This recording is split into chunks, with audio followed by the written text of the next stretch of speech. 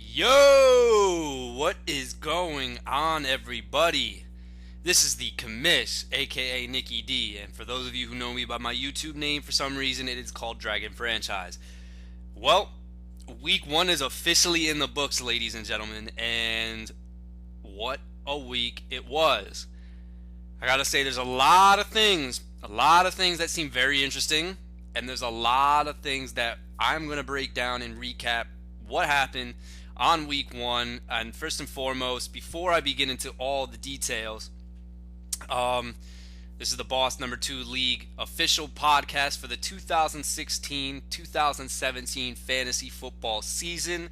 I also want to break down that apparently there are other people watching these videos, which by all means I'm fine with, but for some reason I have like 50 views, and I highly doubt that people in my league went over this video at least 5 times. I mean, unless they really love my videos, but we have other people watching, so if you want some fantasy advice, you could come to this podcast, kind of an underground kind of thing, even though we kind of just talk about things that happen in our league. But anyway, totally off topic. Guys, we had a hell of a week one. If I can remember correctly, this might be one of the highest scoring week ones I think that we have ever had. We had a lot of points scored by a lot of teams. 4 teams in particular went way over their projections. Very, very, very, very happy to see such a competitive week one right off the books. Quick things, what we're going to break down. Here is the official lineup for today's podcast.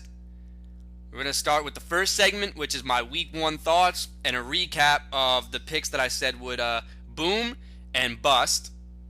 The second segment will be the waiver claim review. Now, for those of us in the Boss Number 2 League, ladies and gentlemen, we had our first year ever, which is this season, where we are going to be doing waivers. Therefore, we need to talk about it. And I'm going to think, what do I think is going to happen? Maybe what does this mean for teams that claim these guys? It's something we really need to talk about because it's a game changer this year. So I figured we throw in this segment. And last but not least, the preview for week number 2. Now, I'm not sure if the matchups, like I do the predictions, are going to be on this podcast. But if not, it's probably going to be in audio form, and I'll let you guys know about that. So, without further ado, let's begin. So my overall thoughts for week number 1. Wow.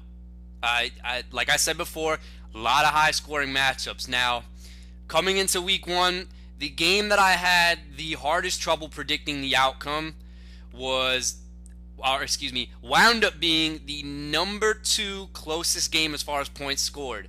And that was between Lewis and Harsh. This one, it took me a while to pick. Now, I'm on the board with the Harsh pick. Yay, I guess. It doesn't really matter. With that being said, the biggest difference in this game really was Adrian Peterson putting up a dud game against a matchup that you figured, even with all the carries he got, was unable to find any running room, any rushing lanes. There was nothing there. I think that was the biggest factor into determining the outcome of this victory. And even though, it was interesting to see a last-minute switch from James White to none other than Danny Woodhead, which almost did bite him in the ass. But, ladies and gentlemen, Harsh comes out victorious. A lot of balanced play. Jeremy Langford found the end zone. Jeremy Maclin found the end zone. Derek Carr had a good second half of that game. It almost looked like it was going to be a dud. And Julius Thomas actually outperformed Travis Kelce. Those were big moves by the vintage one, as he is victorious in this matchup. The surprise matchup of the day, I have to say, goes to Max against Allen. Just 10 points. The closest matchup. This was my second lock of the week. And wow. Props to Allen. And I know This segment right now is before the waiver claim segment. This is actually on Tuesday as I'm speaking to you guys. Waiver claim segment will obviously be done on Wednesday. But I hate to say it, there are a lot of players that I love on Allen's team. Look, yeah, we could talk shit about how he's a Redskins fan. We could talk shit about how he talks shit about us. Bottom line, you saw the potential with this team. And come week 4 or 5, when power rankings is up, this team might trend upwards. But anyway, let's talk about the matchup. We're not going to talk about the future just yet. The running backs really stepped up for Allen, which made this very, very close. Eli Rogers, a surprise guy, a guy I've talked about in the preseason to a few people. I don't know if he's the real deal, but he is definitely worth a flex look at this point. Max Mandel, though, wow. The guys everybody was down on, they stepped up. Kelvin Benjamin having a great game against the Denver Broncos secondary. Let's not forget about Matt Forte, who I formally admit I was extremely down on. I know it's week 1, but Mr. Forte, they just gave him the ball time and time again. A very, very good play. Todd Gurley, though, looks like he's going to go asleep for the rest of the year. No, I'm just kidding, but that is something just to look into a little bit. But nonetheless, Max comes away with the victory. Congratulations. Another matchup that turned out to be a lot uglier than I thought it was going to turn out. And I know it's week 1. There is no need for panic buttons at all. But that was Johnny versus David. This was my second hardest matchup I had to predict going into the week. But bottom line, Andrew Luck is my number 1 ranked quarterback. I said that in the draft. You're going to see why. No defense on Indianapolis. And ladies and gentlemen, we saw what happened there. Boom, boom, boom. That's 43 points. This guy is going to be unstoppable this season. And everything else, man, they hit their projections. Really good matchups for David. On the other side of the ball for Johnny J. Frisch.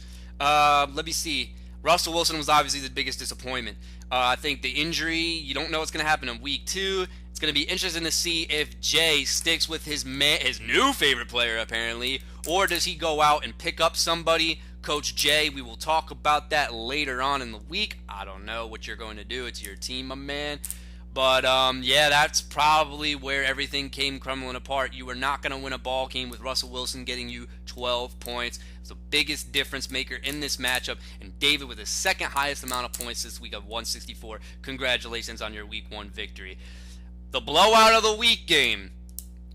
Mr. Andre Jones with a week 1 whopping point total of 174.52, defeating Brian, who fought valiantly and beat his projections at 120. There's a lot of guys I want to talk about in both of these matchups. It's interesting because the last 3 teams we're going to break down right here are all 0 RB teams.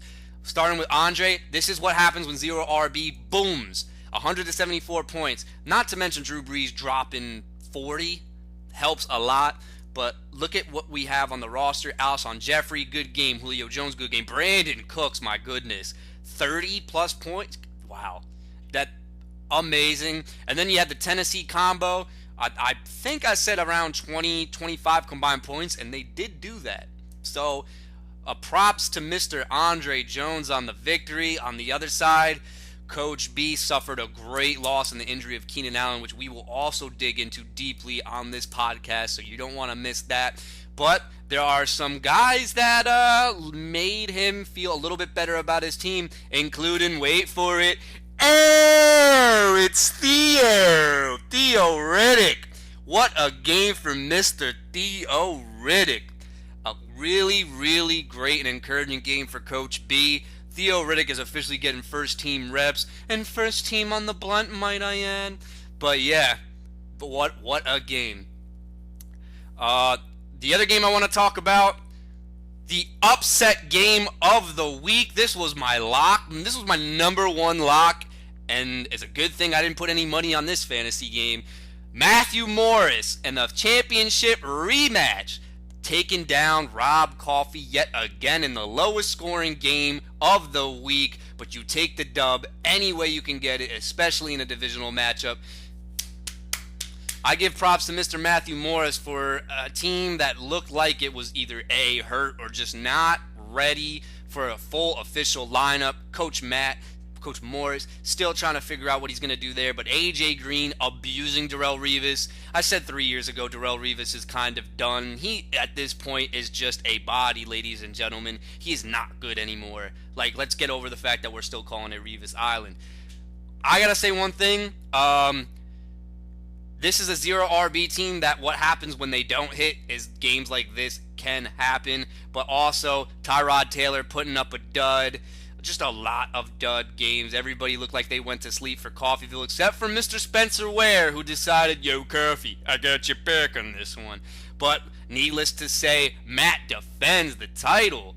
Well, obviously the title wasn't on the line, but he still defeats. And Rob Coffey, he wants to let the world know. Well, I don't know if he wants to let the world know, but I'm going to let you guys know right now. We all have fantasy guys we do good against, but we also have kryptonites. Rob Coffey is superstitious, and he believes Mr. Matthew Morris, yes, Matthew Morris, is the kryptonite to Mr. Rob Coffey. I know Matt's probably listening to this and being like, fuck yeah! But, like, I mean, hey, that's what's going to happen. And we just got one more, the matchup of the week. My team taking on Paul's team in the highest scoring game of the week. Edging out a victory that was extremely close, 158 to 156. There was just a lot of nerves riding on this game. It came down to the two Steelers, Antonio Brown and D'Angelo Williams. And the difference of this game, ladies and gentlemen, it might not show it on the scoreboard. The Lions' last drive is the reason why I pulled out this victory. Driving down on the field, because of that drive, I was up by 5 points. D'Angelo outscores Antonio Brown by 4 points, okay? So that's why this is so close. That last Lions drive where Marvin Jones got that catch, that is the biggest difference maker in this game, leaving time on the clock for my quarterback Matthew Stafford and then Marvin Jones setting up a field goal. I know it doesn't show it, but that is the biggest difference maker in this one. Let's break down the games. Willie Snead, man, what a game. This is a guy I was high on, but definitely not that high on. CJ Anderson also having a great, amazing game. Go to my side of the ball. Antonio Brown is still doing Antonio Brown things. Minnesota's defense. I know 26 points is not every week, but this defense is for real. This is why I took them. Obviously, I'm not saying, 26 every week. No, but they are going to be an elite defense this year. No doubt about it. And Matthew Stafford in a good matchup, as well as there's got to be somebody. Oh, and the running backs. The two guys I was so down on actually were very serviceable. Melvin Gordon getting his first and second touchdown, and T.J. Yeldon also finding pay dirt. Those were big. But Gary Barnes putting up a donut almost pissed me off a little bit. But needless to say, that is my quick recap, guys. When we come back, I will break down the boom and bust recap and go over some guys and what do I think this means going forward. So stay tuned.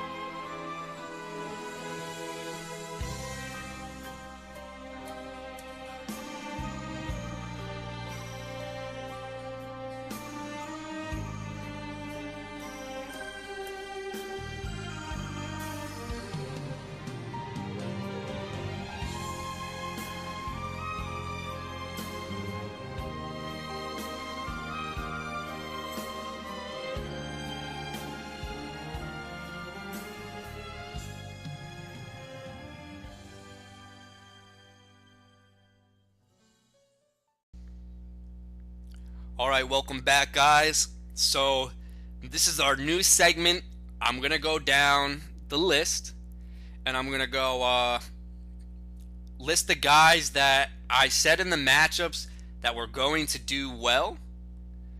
And the ones that did hit, they're going to be on my boom column. The ones that didn't are going to be in my bust column. And I'm going to give my really quick takes on maybe not each guy, but I'll show the list of the guys that I thought were going to do good. So without further ado, here we go. So for this week, I went 13 for 20, which is not bad. And quick, before I begin, I am not going to go down the list of the guys I thought were going to do bad, because one, I can't remember off the top of my head. And I probably didn't even say that a lot of guys were going to do terrible. But anyway, here we go. Counting down the guys I said were going to do really good in the matchups that did do good. Now, I know there's going to be a lot of Michael Fabiano guys that are on here and like, wow, like that's retarded. But I did say they were going to do good. I'm not going to take credit for it like Fabiano. But here we go. Here we go. Brandon Cooks, going down the list of the people that did hit that I said were going to do good. Brandon Cooks, Spencer Ware, CJ Anderson, Theo Fitzgerald, Amir Abdullah, Jordan Matthews, Danny Woodhead, Doug Baldwin, Will Fuller, Amari Cooper, Michael Crabtree, and then Deshaun Jackson. Now, if you go down the list, I have the point totals. Some of them, you might say to yourself, well, I mean, they did good, but they didn't do that good looking at the bottom of the list. But it all comes down to guys that either A, were really high on, or if an owner switched that guy in, or they did better than a guy that was already placed, such as Deshaun Jackson versus LeGarrette Blount. I'm going to take credit for that one. That's why that is in here right now. Let's take a look at the guys that hit. I'm going to give my quick take on a few of them, and we're going to start off with Spencer Ware. Spencer Ware had himself a field day against the San Diego Chargers. Coffeeville is probably very excited to see that. 29 points for Spencer Ware. Obviously, the matchup was extremely tasty. You have to play that into effect. A lot of catches, more than I expected. Actually, a report came out that actually Charkandrick West ran more routes than Spencer Ware. But what do you know? Spencer Ware still finds a way to produce. He looked really, really good. This is a guy that is the most popular handcuff in fantasy football behind D'Angelo Williams. What do I think this means moving forward? Well, I mean, if he keeps producing like he does, there's another game they have probably until Jamal Charles comes back. If Ware does what he did week 1 or comes half or maybe close to it, my prediction, I think this might be a committee. I love Jamal Charles, but you can't feed that guy the ball, because what happens is his body's very frail. He jukes himself out, winds up breaking a knee. I think it's nice to see a committee now and give Charles some rest. Spencer Ware I think he might be okay for the rest of the season, but again, I know I'm not gonna. It's week 1, yeah, I know, but you reveal a lot during the first week of the season. A lot of preseason games, people like to hide what they actually run. Week 1, you see how offenses are actually run and what they're going to do. So that's why I have these predictions, because week 1 is a lot more important than people actually think. It really is. It's one of the most important weeks, actually, because people are opening their playbooks. They're going deep into the playbook. Obviously, you have to take matchups into consideration, but this is why I'm going to give my quick take. Another guy I want to talk about, you know I cannot do this segment without talking about Theo Riddick and Amir Abdullah. I'm going to talk about both of them in this segment. Theo Riddick putting up 25 fantasy points. Amir Abdullah putting up 20 fantasy points. Wow. Would anybody think that not one Lions back, 2 Lions back ranked inside the top 10 for running back points? Yes. This is one of these matchups where the matchup plays into effect with the points. Now, I just got done watching almost 3/4 of the Detroit-Indianapolis game. I rewatched that game. Here's the way both of them are going to run. I'm going to talk about Theo Riddick first. This guy's role is safe, and he gets an extra boost because they said that they're going to give him a little bit more carries. If you looked at Theo Riddick's numbers last year, there was like no carries, maybe 2. Theo Riddick is going to get a little bit more carries, but the way Matt Stafford plays, it's always looking deep, looking at a first read, and if it isn't there, Theo Riddick is open in the field. And the reason why he's open, when people play zone coverage, they have to respect the deep ball and the deep post over the middle. Probably what Ebron likes to do a lot. And now with Bolden, you got to respect moving the chains as well. So if the linebackers back up, Theo Riddick is going to get a little dump off for maybe 3-4 yards. And if they play in man coverage, that's where that Patton and Theo Riddick angle route comes into play. But it was nice to see him get a long rushing yard touchdown on a halfback base. Now, that was all Matt Stafford on that play. He audibled to a run play, which made Theo Riddick amazing. But the Colts defense, this is my bold, it's not even a bold prediction, but the Saints defense, everybody streamed against them. You want to be streaming against the Colts. Get anybody you can against the Indianapolis Colts, because I think they might be this year's Saints, even though the Saints still look like crap. That's why I think Theo Riddick had a great game, but 2 touchdowns. Yes, I don't see 2 touchdowns ever again for Theo Riddick. If it does happen, wow. But needless to say, Coach B's got to feel really, really, really impressed for Theo Riddick. But now I want to talk about Amir Abdullah. This is another guy who got some carries. Did really, really well when he had the opportunity. The one thing that I am a little bit concerned about Amir Abdullah, he always does moves like he's returning a kick. Like, he doesn't need to juke. He had a nice juke or 2 in the game. He's got great jukes. But he needs to, like, tone that down a little bit, because sometimes that could be a little risky. But yeah, it looked like they were easing him into the lineup, and even with a limited amount of carries and snap counts compared to Theo Riddick, he still looked like the guy we all fell in love with in the preseason last year. So Amir Abdullah, it's not something I want to make a bold prediction on yet. We got to wait and see, because I think this is the guy who probably benefited from a really tasty matchup. But the one thing you guys can't underestimate is that he looks healthy. It looks like the shoulder is not bothering him at all. And I actually do like the split committee with him and Theo Riddick. I don't think there needs to be a third party. I know Zach Zenner was inactive, which could be a big factor, because if you look at the game, Dwayne Washington, whoever the heck that is, he got a goal line carry, and what that tells me is Amir Abdullah is not going to be trusted at the goal line, so that might be eh. And Theo Riddick will only be in red zone packages unless they're not on the 1, which means my guess is Theo Riddick is going to go out of the shotgun backfield and always catch angle routes for a touchdown if Stafford's first read is not there. We don't know what the goal line back situation is going to be in this, so it's kind of a mystery, and it's only week 1. But you got to like what you saw from both of the Lions backs. The other guy I want to talk about, there's a lot on this list, man. Let's see. Jordan Matthews had a good game. I like that because of the matchup. Danny Woodhead harsh benched him, which almost cost him. But, 20 points from Woodhead, oh man. Who knows now? With the injury to Keenan Allen, there could be a lot more looks there. Doug Baldwin was the only Seattle guy that produced. I actually benched him. I was still high on him because of the matchup.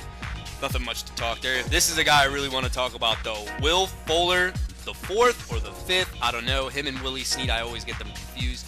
But let's talk about Will Fuller really quickly. Now, for those of you watching that aren't a part of this league, Will Fuller should be your waiver claim if you're in like 10-team leagues. He shouldn't be on waivers. Anyway, let's talk about our league. Will Fuller.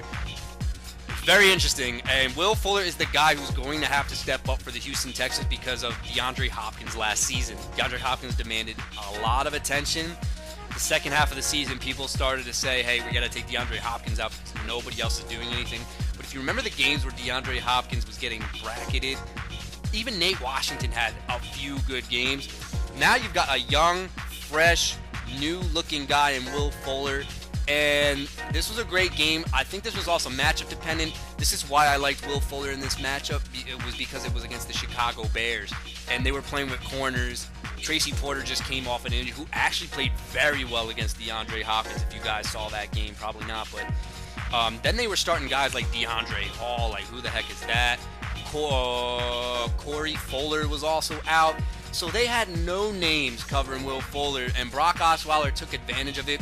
Will Fuller actually should have had 2 touchdowns in this game. The drops are going to be a little bit of a concern.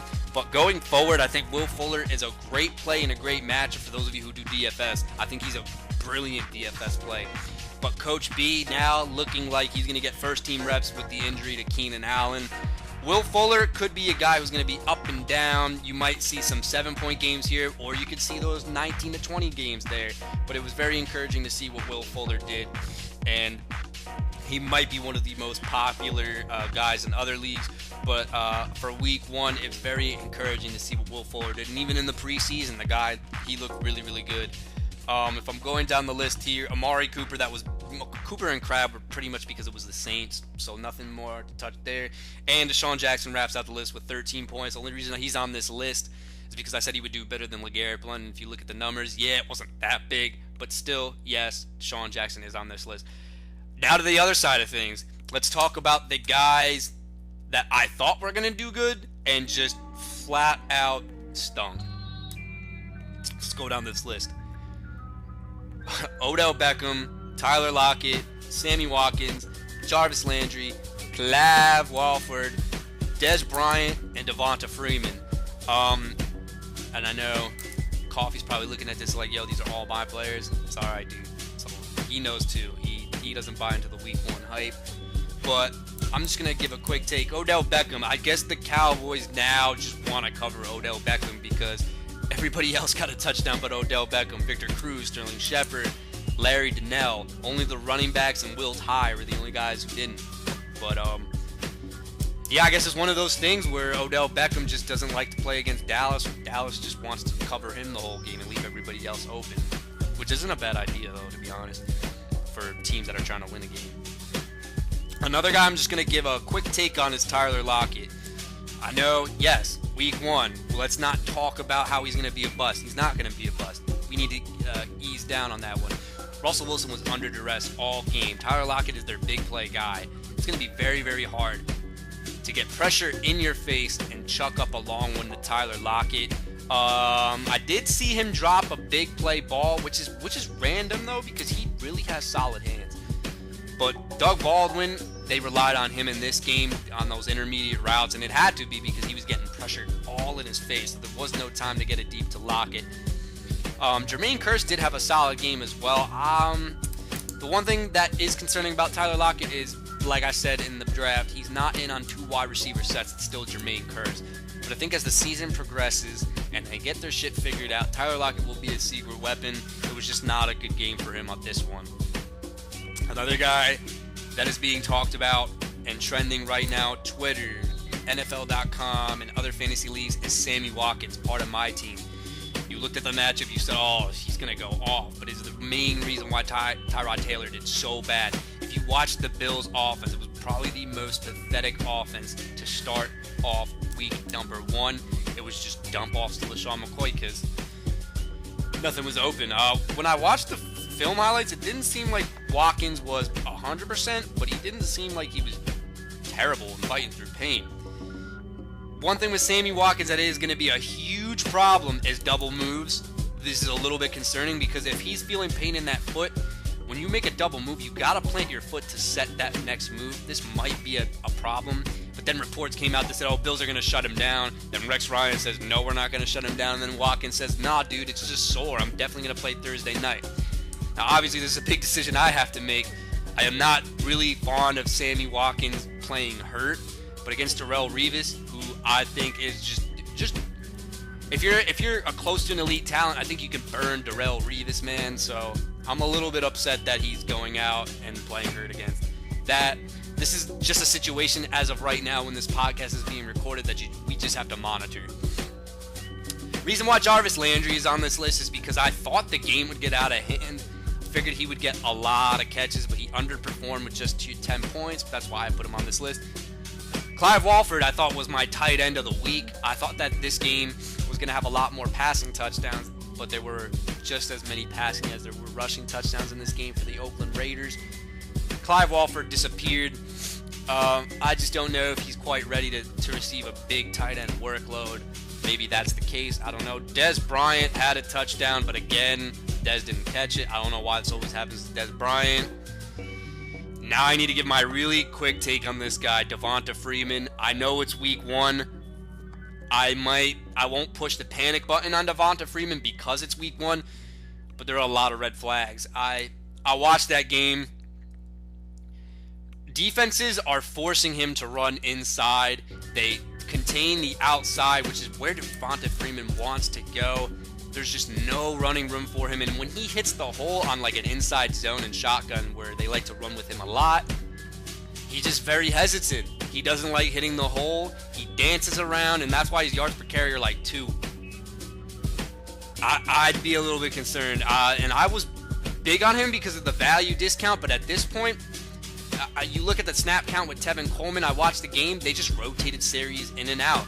So what does that tell me? The coaching staff is trying to figure out already what running back they want to run with. It's probably, I know it sounds cliche, but it's probably going to be a hot hand approach. And another thing that people aren't talking about, I'm watching this game. Patrick DeMarco on 3rd and longs came in to block Matt Ryan. And then a guy who you like in PPR leagues and Devonta Freeman, that's not good. And not to mention the fact Tevin Coleman got most of the pass catching work. This is a guy, I know it's only week 1, but my concern radar on a scale from 1 to 10 would probably be at a 4. I can't push it that high up because it's week 1. We just have to see what happens next week. But this is a situation that everybody has to monitor. So, yeah, recapping, I went 13 for 20. I'll keep track of that. And that's that. Again, that was the list for the guys I thought were going to do good at week 1. Stay tuned, as our next segment, we will break down the waiver claims of the week. Stay tuned. Okay, welcome back, everybody. Now for our newest installment of the podcast. It is now time to break down the waiver claim segment. Woke up this morning around the time that it happened, because I had to wake up in the middle of the morning. Had to use the bathroom, y'all. Anyway, at 4:34, we had 5 claims. It is now my turn to break down what I think about each and every one of those claims in order. So, with the first claim, we had Allen using his claim, dropping Marcus Wheaton for the number 1 claim of the week, and Tyrell Williams. Before I start this, fuck you. Second off, I'm going to break down, now, when you read these notes and these transaction trends, I'm going to give you my in-depth analysis on these guys, because sometimes I feel like this is just total BS. And knowing Allen, just like he did with Eli Rogers and Dante Moncrief, probably didn't put that much thought into it, just saw the blurb and the hype around it, not knowing what he's getting. Again, this is another guy that I really want, kind of though, not jumping out of my heels, but I'll give you guys a little background on Tyrell Williams and what I think this means going forward. So Tyrell Williams. Alright, so basically he burst onto the scene last season in December. Now, just similar situation. San Diego was out with Keenan Allen at around the beginning of November, and they were struggling bad. They couldn't find anybody. Tyrell Williams has the look of a Malcolm Floyd. He's 6'4". He's big. He's going to have to be relied on heavily. Now, I do think, though, that his opportunity is extremely, extremely good. I'll flat out say that. But there could also be a lot of downside with this. He's underdeveloped now. The good thing about him was, once Stevie Johnson went down, he beat out James Jones, which isn't hard to do these days. James Jones is now cut, and he was elevated to the number 3 receiver job due to Stevie Johnson's injury. Now, going further, if you saw in the preseason, Tyrell Williams with a 6'4" frame, he was lined up not exclusively outside. He was in the slot. I'm having mixed reviews about that though. With a 6'4" frame, I think this guy's got a lot of potential to win a lot of jump ball situations. Rivers actually threw to him in the end zone, which was very encouraging. So they're going to use his size right out of the gate. I think he has the most opportunity out of all the San Diego wide receivers left on the board. I'm going to break down how I think San Diego's offense is going to move forward. So we have Tyrell Williams, Travis Benjamin, and Dontrell Inman, who is still rostered on the team.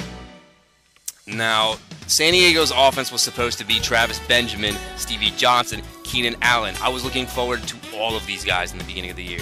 It's such a damn shame that Stevie goes down and Keenan Allen right off the gate, he goes down. Now, their offense isn't going to be, insert role here, insert role here, insert role here. These guys are on the bench for a reason. They are not fully developed, which means San Diego is going to run a lot of bunch formations because you're going to expect a lot of press man coverage. Now, if I was a gambling man, I think that Tyrell Williams, because of his size, is the guy who's going to beat press. Travis Benjamin is god-awful against the press coverage. And then you have Dontrell Inman, who shows flashes, but he's not that consistent at doing so.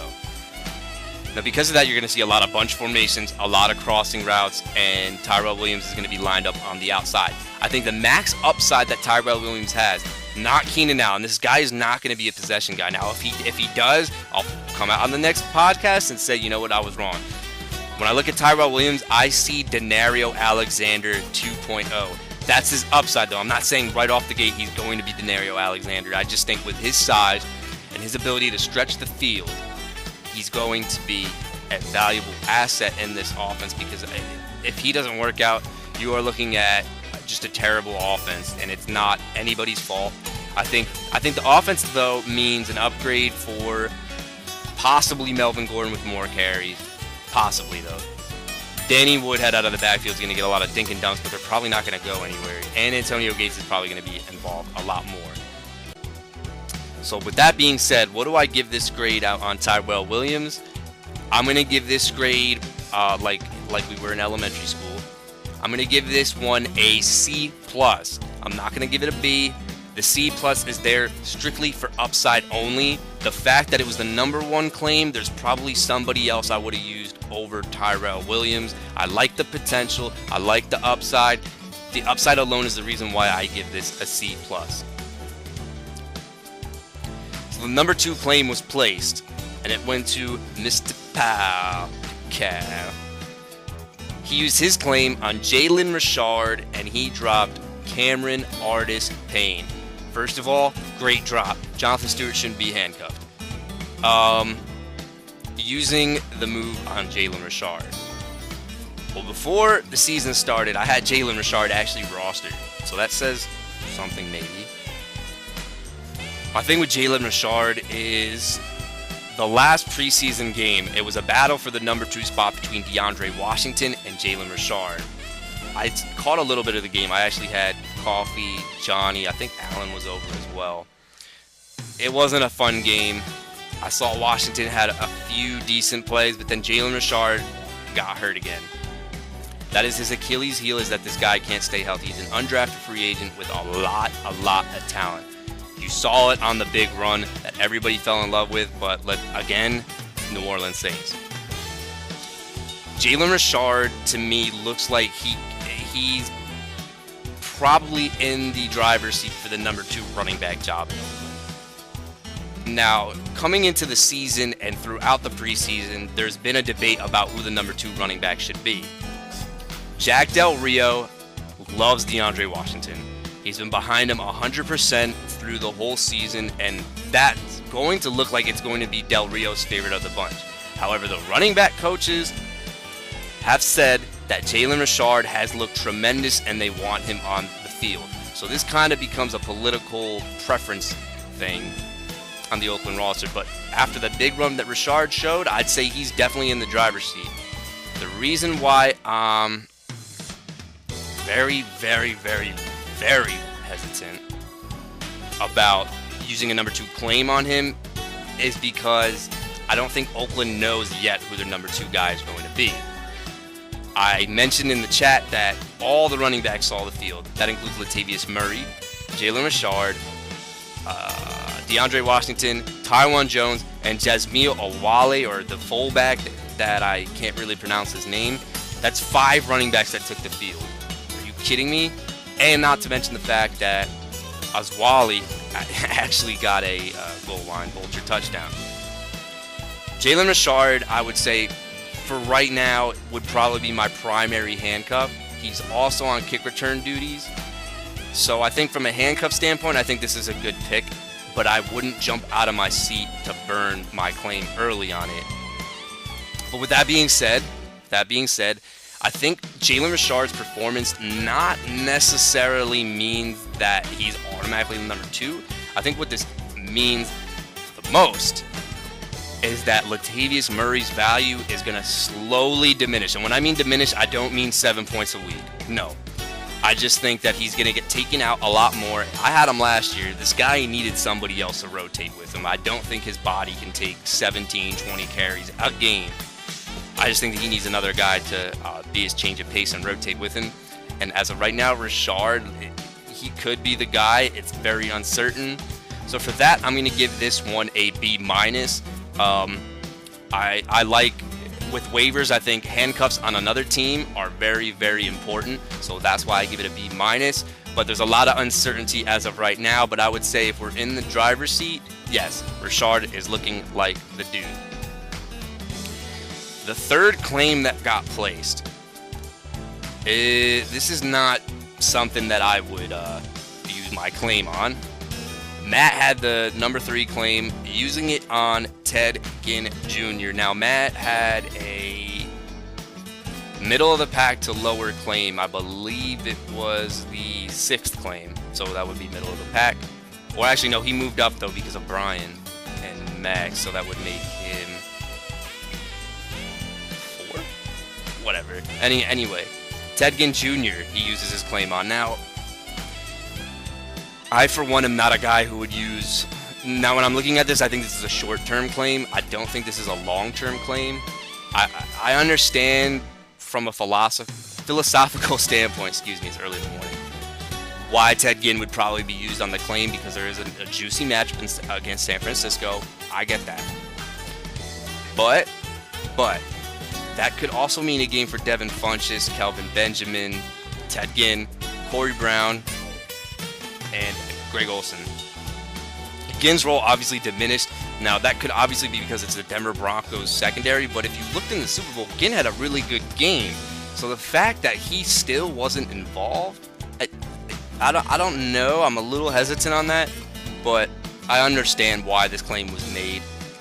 This is probably an insurance because of his roster as of right now, but with return yards, you never know. I probably wouldn't burn that high of a claim on Ted Ginn Jr., who probably is going to be dropped in like 2 weeks. But again, I understand kind of why he did it.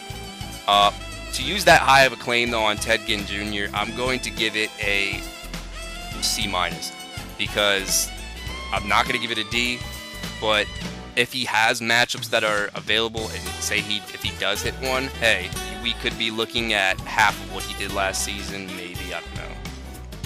But I am not big on that claim at all. So that takes care of that. Let's go on to the next claim, which was David, and he gets Jeremy Curley dropping Torrey Smith. Already Torrey Smith, he's trash, he is garbage, he sucks now, and people still wouldn't believe me. No, he sucks. He flat out sucks. He deserves to be on the wire the rest of the year. Using the claim on Jeremy Curley, this is probably the safest claim anybody could have made. This is a great claim. This is the safest claim, I think, out of all of them. Now, unlike Richard and Tyrell Williams, there's not upside, but there is a amazing floor with Jeremy Curley. This is what I'm going to say with Jeremy Curley.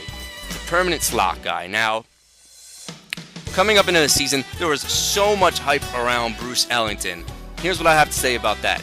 If you were hyped for Bruce Ellington, why would you not be hyped for Jeremy Curley? This is a proven guy in the slot as a Jets fan. I know what he can do. He's one of my favorite Jets, by the way. I like those underrated guys.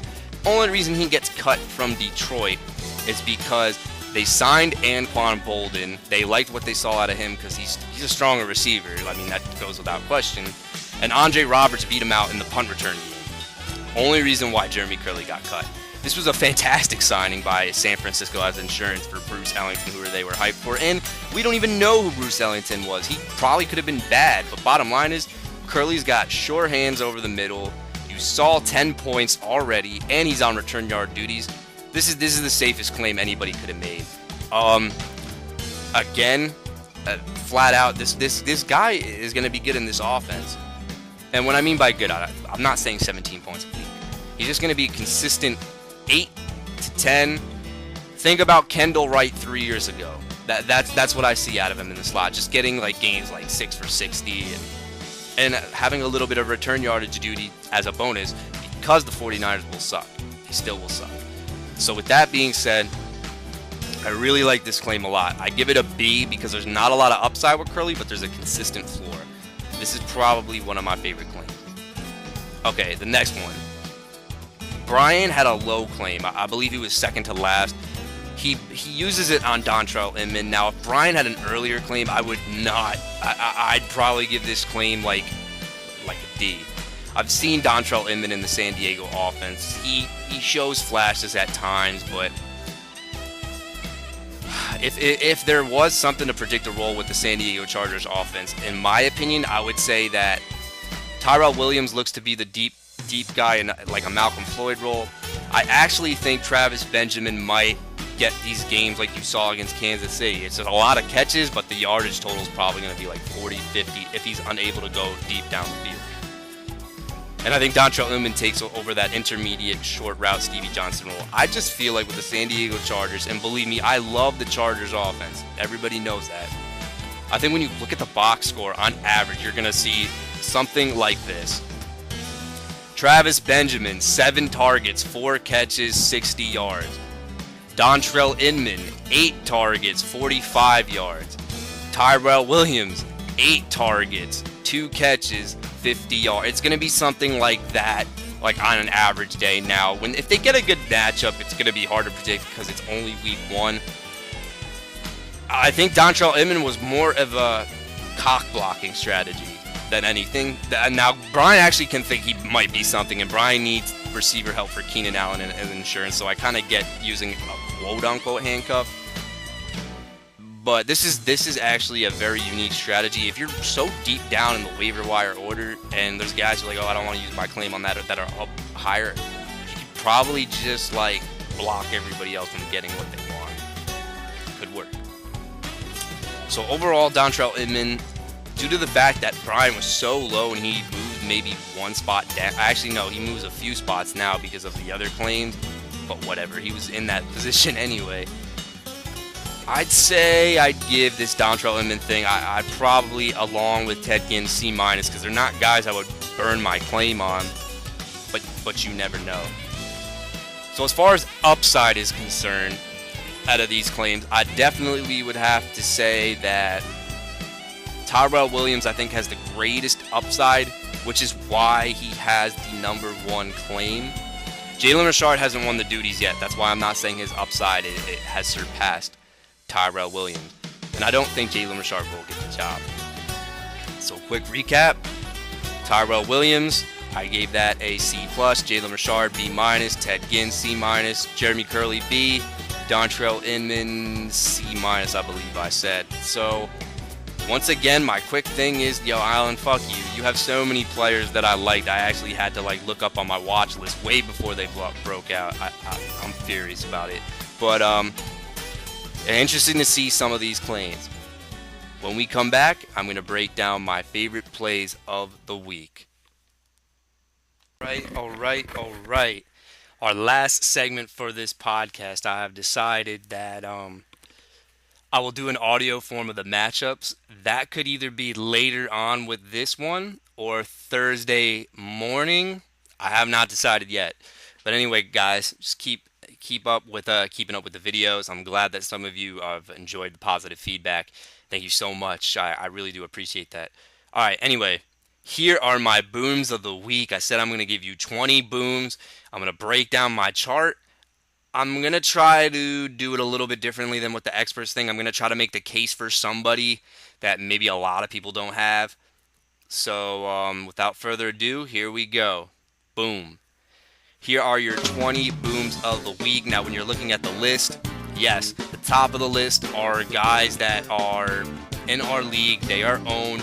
I think they have explosive games, though. So when I have somebody's name on this list, like somebody that was taken high, as you're going to see, number 1, C.J. Anderson, and obviously Odell Beckham, those guys are either put here for a bounce-back game or a game that I feel like they're going to like explode like at least 20+. So the guys that are on this list that are brand name guys, those are that's the reason why they're on here. Not to sound like a Michael Fabiano and call it a fucking sleeper, like no. But anyway, we're gonna go down my list. It's gonna have a mix of, like I said, the brand name guys, bounce back guys, under the radar guys, and if you're totally desperate and are into DFS, those are the guys that are probably gonna be at the bottom of the list.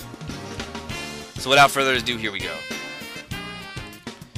So we have CJ Anderson, Theo, Thomas Rawls, Odell Beckham, Alshon Jeffrey, Michael Floyd, Alan Hearns, Golden Tate, Gary Barnage, Delaney Walker, Steve Smith Sr., Duke Johnson, Sean Drone, Ted Ginn, Dontrell Inman, Emmanuel Sanders, Charles Sims, Nelson Aguilar, Kenny Stills, and Brandon LaFell. Alright, here we go with the booms.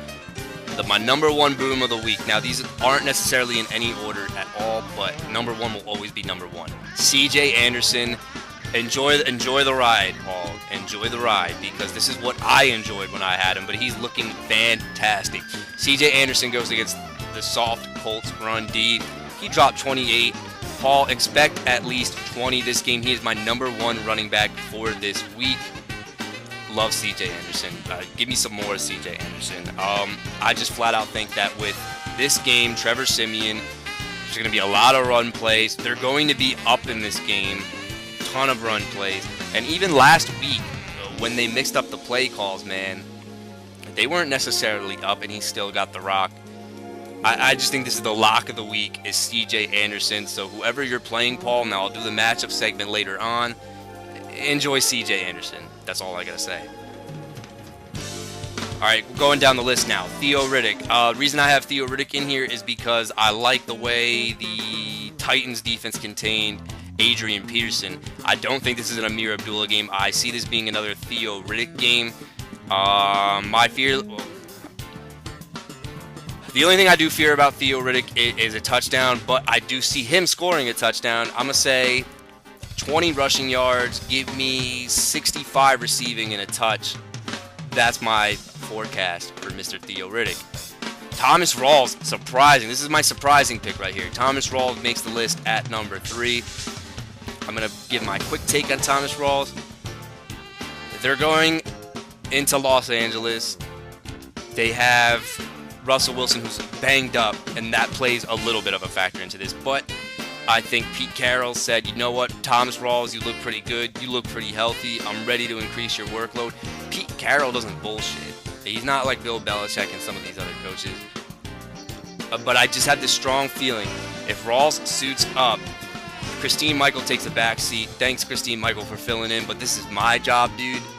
I think Thomas Rawls has a lot of carries in this game. I'm going to say, if he gets the bulk load of the carries, and he's suiting up, ready to go to get an increased workload, I'm going to say worst case scenario, I think it's going to be 60 yards and a touch. That's the worst case scenario. What do I see? I see a combined total of 100 total yards and a touchdown for Thomas Rawls in this game. Going down the list, Odell Beckham Jr. Without Delvin Breaux, he burnt Delvin Breaux twice last year. He's back in a solid matchup again. Without Delvin Breaux, Odell Beckham gonna have 20 plus this week. Alshon Jeffrey also makes this list. Here's my quick take on Alshon Jeffrey. Primetime game going against Philadelphia Eagles secondary. I love this matchup, guys. For obvious reasons. Alshon Jeffrey is on here because I expect him to finish inside the top 5 for wide receivers this week. That's why I only have 2 number ones. I think Jeffrey finishes very, very strong. Has another solid outing.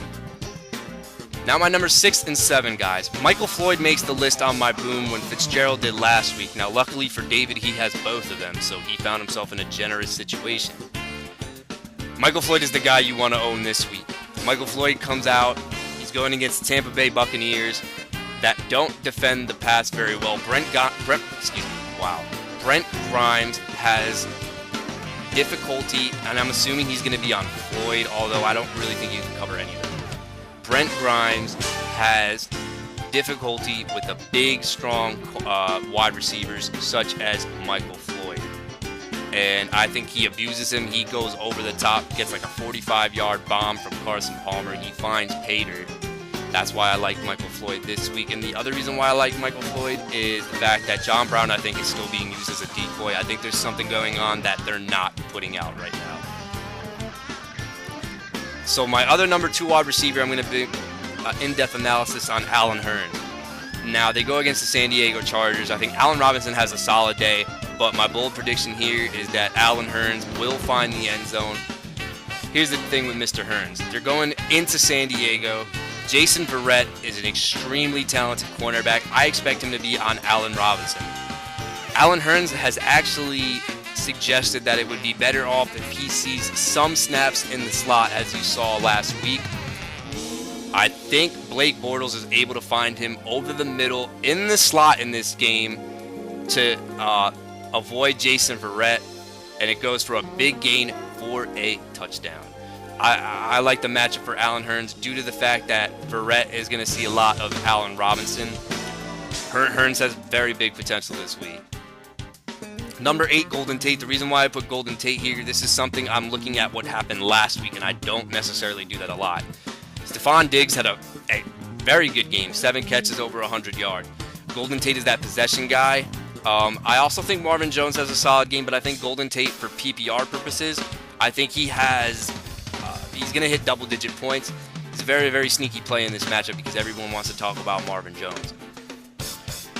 Gary Barnidge, he's going to be the tight end that sees an uptick. Thank goodness Josh McCown is back, because I was very close to dropping Gary Barnidge. I was this close until I heard the news that RG3 was put on IR, thank God.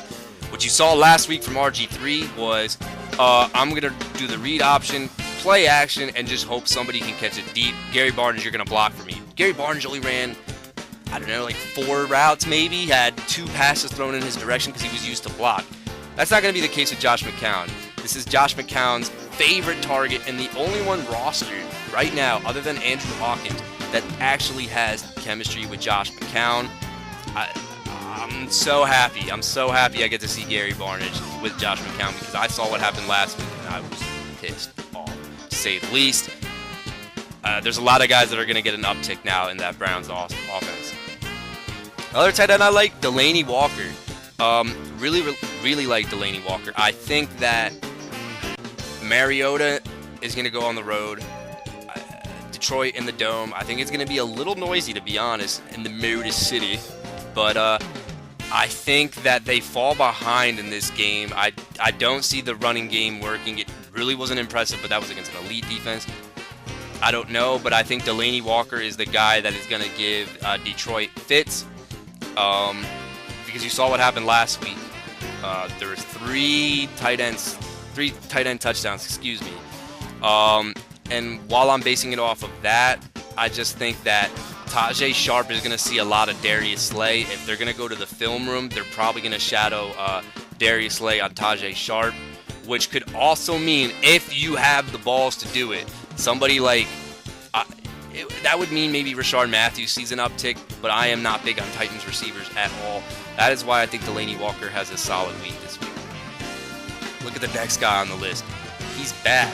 He's ready to play. Steve Smith Sr. Now, obviously, I don't have the balls to start Steve Smith Sr. in my lineup, but I'm just saying I would not be surprised if he has a game against Cleveland Browns with Joe Hayden. Oh, guess what, guys? Joe Hayden's feeling a little under the weather, and he's hurt already.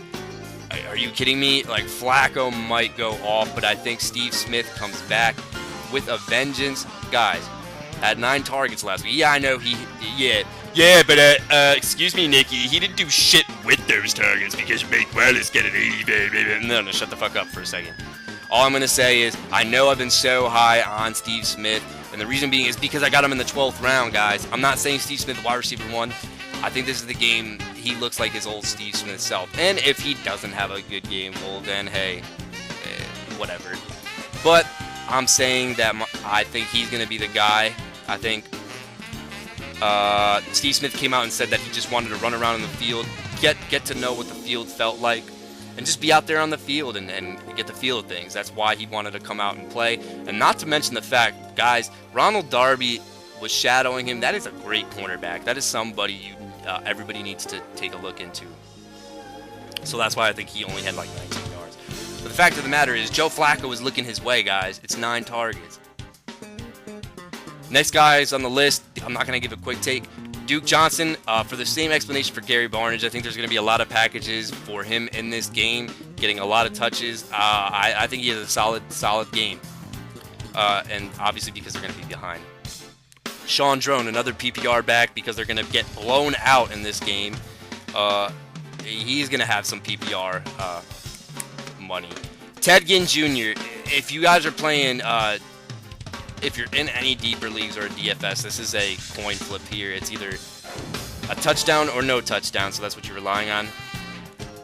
Dontrell Inman, now I know I sound like, you sound like a fucking hypocrite. Well, look, I said long-term for waiver claims. That's why I don't like that, but Dontrell Inman last year against Jacksonville, I'm going to say he's the one who finds pay dirt in this game, not Travis Benjamin, not Tyrell Williams. Inman last year had 7 targets, caught 5 of them, I believe, something like 45 yards, but he found pay dirt. Inman's a guy who shows flashes, and against Jacksonville, he could see pay dirt. This is the guy I want to talk about, Emmanuel Sanders, with Demaryius Thomas banged up. And like I said, I think the Colts become the Saints of last season. I think Emmanuel Sanders catches one over the top of the defense, has a really good game this week. He's a guy you want in DFS lineups and in regular season lineups. I think Emmanuel Sanders, very, very, very, very good. I love the play a lot this week. This could be a game-saving changer for Coach B. I'm very, very, very big on Emmanuel Sanders.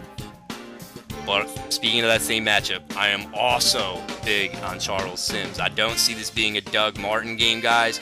Doug Martin is going to struggle in this one.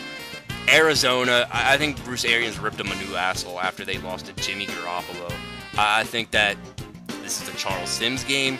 The way I see Jameis Winston play is that he's got 3 reads. He's got his first guy on the outside, then he looks to the slot, and then it's probably dump off to Charles Sims. They're going to be from behind. I think Charles Sims has a really big game. Mark that down. And now the rest of the guys, these are total desperation. Nelson Aguilar, who was a decent pickup against the Bears secondary. Will Fuller had a good game. Maybe Nelson Aguilar had one. The only reason Kenny Stills is on this list is for 2 reasons. Number 1, Jarvis Landry is going to get taken out of the game because that's what Bill Belichick does, which means they're going to get a lot of deep bombs potentially for Kenny Stills. It might not look good in the catch percentage score at all, sadly, but I think he sees a decent amount of targets and he might find the end zone. And the reason why I have Brandon LaFell on this list, this is not a guy I'm confident in at all, but I think AJ Green is going to demand a lot of attention, and we didn't see who it was going to be. Was it going to be Tyler Boyd? Was it going to be Brandon LaFell? But I really can't make an argument case. Brandon LaFell is here because I'm just saying to you guys, it wouldn't surprise me if he scored. And also, the way I saw Pittsburgh defense, they like to bracket coverage the guy that the other team likes to throw to a lot, like they did with Jordan Reed. So I think there's going to be some opportunities for Brandon LaFell. He actually ran a good vertical route against the Jets. I can't remember who it was off of, but he looked pretty fast. And I'm like, Brandon LaFell is not this fast. Anyway, that's why Mr. Brandon LaFell is on this list. So there you have it, guys. Those are my booms of the week. The next video, I promise to you guys, will be the matchup ratings that all of you love. I hope this new segment was worth your time, though, because I know it was a long segment. Once again, this is the commish. Peace.